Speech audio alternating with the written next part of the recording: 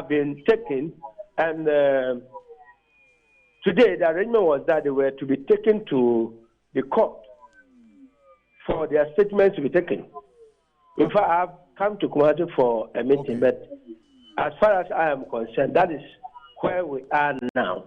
So subsequent developments will be made available to you on demand. But as far as I'm concerned, this is where we are. Okay. Ms. Also, I would want to thank you. I mean, you've given enough information about what exactly you're doing about this situation, but I'm grateful. I'm grateful for your time this evening. Ms. Also is the Forestry Commission officer in the Eastern region, and the concentration is the Etiwa Rainforest Reserve that has been literally invaded by illegal miners. This is not a case in isolation, because there are many other river bodies in this country that have been polluted by the activities of illegal miners in this country, sometimes, and most of the time indeed, led by Chinese nationals and other foreign nationals in the country. I've been joined on Skype now by the programs director of Darocha Ghana. It's actually a civil society group that concentrates on issues of forestry in this country. And Darrell Bosso, I thank you very much. Darrell, good evening to you. Now, how come that Nigerians and Malians are able to get into one of the only rainforest reserves in Africa, here in Ghana? I'm talking about the Tiwa Forest. How is that the case?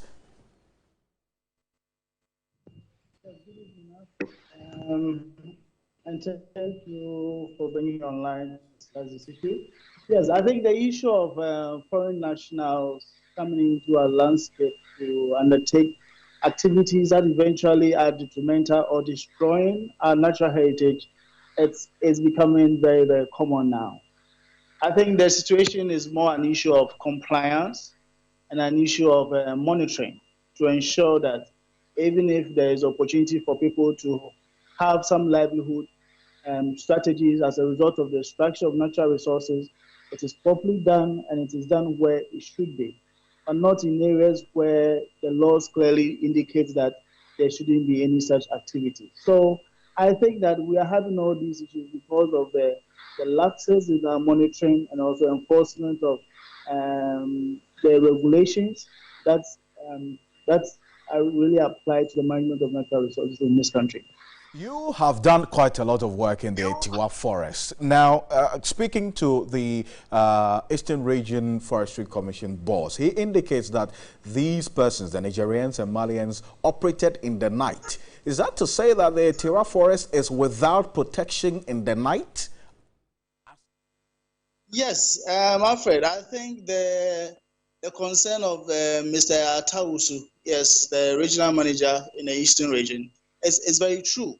The issue is that when it comes to forest reserves in Ghana, the protection and also the security that relates to it is not like national parks where you have 24-hour manned service. I mean, making sure that the area is secured against illegal activities of poachers and other natural resource extraction activities. Forest reserves have forest rangers who, in a way, are not even armed and can only do their work during the daytime, where they do some patrols on the forest, on the boundaries. But sometimes also, because sometimes in certain cases, they also hit the ground when they are giving what you call informant information, and they go to undertake certain operations in the night to arrest cases. So I think that is what brought about this arrest of this particular mining activities in the forest reserve. But I think the issue is whether this has not been going on for a long time, which of course it has, but the fact that it is also now that they only got wind of it also attests to the fact that maybe during the day in those particular areas, they should have seen what was happening. They should have actually laid down bush. And from what Mr. Usu was saying, that's what they did eventually. Now, but to the extent that this has been going on for a very long time, and we are now getting to hear of it after the destruction has been made, Darrell, for what it stands now, Etiwa is no more a virgin forest, is it? It has, the virginity of the forest has been broken as we speak. Etiwa itself as far back as it was gazetted, I mean, has experienced certain environmental changes which will not make it pristine anymore, as you say, virgin anymore. Certain parts of it are secondary forest now. Certain parts of it were also in the past. I mean, they did some harvesting of trees there, so you wouldn't say that those areas still remain virgin.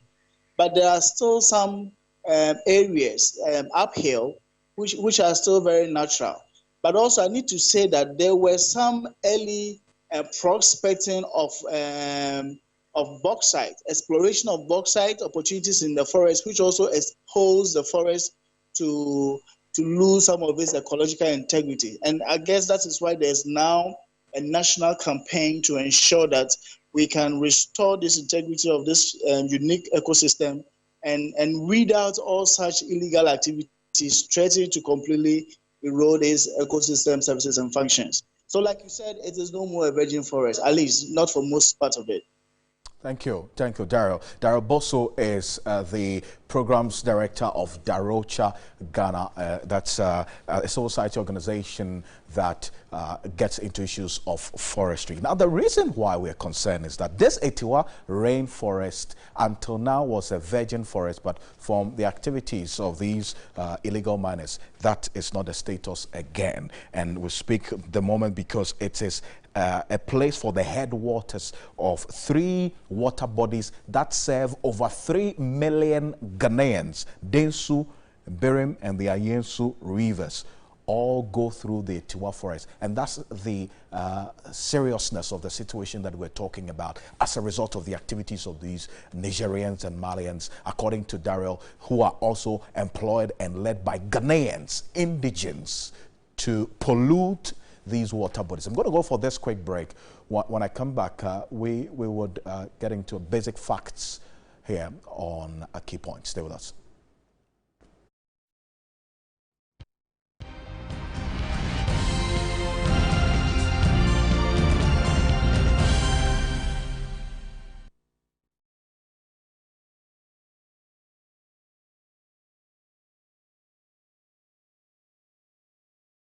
Today, Ariel will show you how to save more in these tough times. Why this powder? It's pretty good and money's tight. But Ariel gives better cleaning with less powder. Impossible. Come with me. For these tough stains, I'll need 1, 2. And just 1 handful of Ariel. New Ariel gives better stain removal with less powder. That's real saving. Ariel removes tough stains better in 1 wash. Put Ariel to the test or your money back guarantee. Text AR and your details to 1945. Terms and conditions apply. Post-Cure food supplement to improve urine flow in men. If you ensure so frequently, no more straining in urination. Some few months ago, life was very tough for me as a man. I had a problem with urine flow. The urine does not flow the way I wanted. My bladder is often not completely empty. Sometimes I just embarrass myself.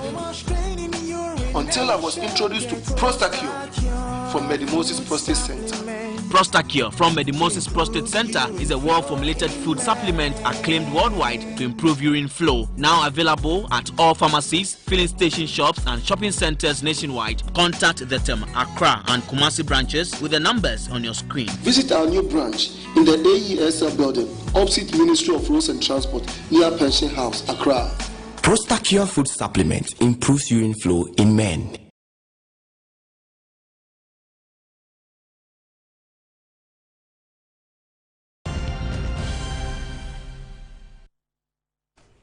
You're welcome back to Key Points. Now, let's just run through quick facts about the Etiwa Rainforest Reserve and why we should really be worried about this situation. We're talking about these illegal miners invading the area. We can also say specifically that the Etiwa Rainforest Reserve is one of the few rainforest reserves in Africa.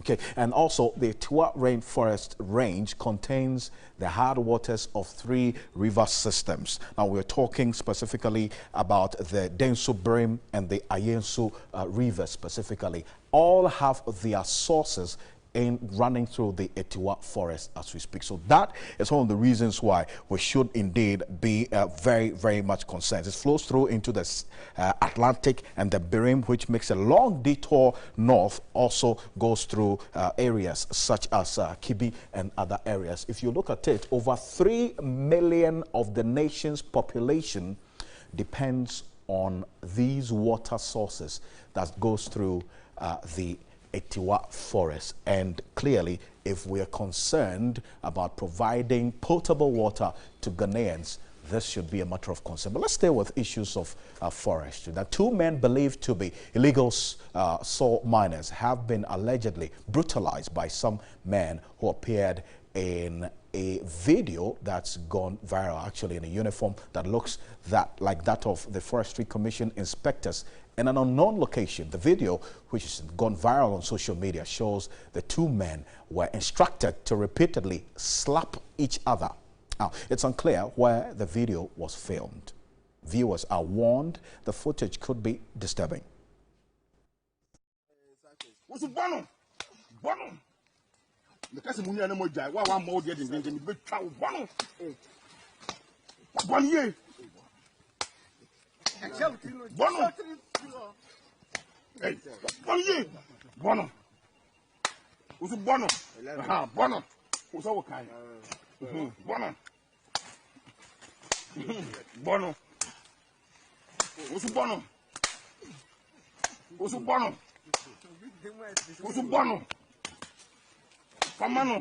Hey, Bono. Hey. One more me Bono. Bono. Bono. Bono.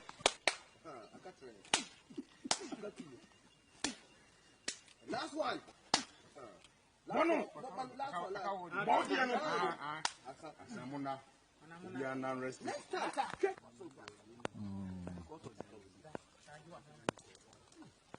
Now be used to I mean video. Feel free to. Well, so the man you see in your shots appears to be one of the Forestry Commission's forest officers. Now, we have some reports that the Forestry Commission has initiated investigations into this video. We're going to stay the steam on this particular issue to get to the bottom of it right here on TV3. So stay with us as we're getting to News 360. But that's